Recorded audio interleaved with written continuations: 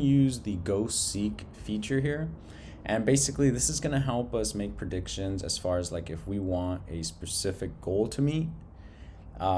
It feeds us back kind of like how many sales we will need to meet to make that goal, etc. So for this one, Jessica asked you to determine how many Napa quilts.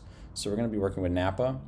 The company needs to sell to earn a gross profit of 3,000. So she wants their gross profit right now is 1,683.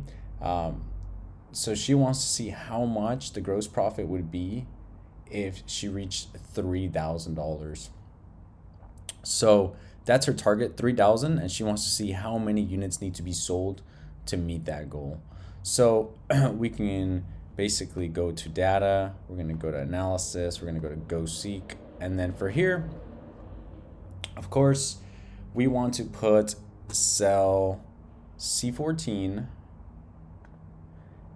to the value of 3,000 because that's the value that we want to make this scenario calculate. So by changing C13 is the amount of units sold.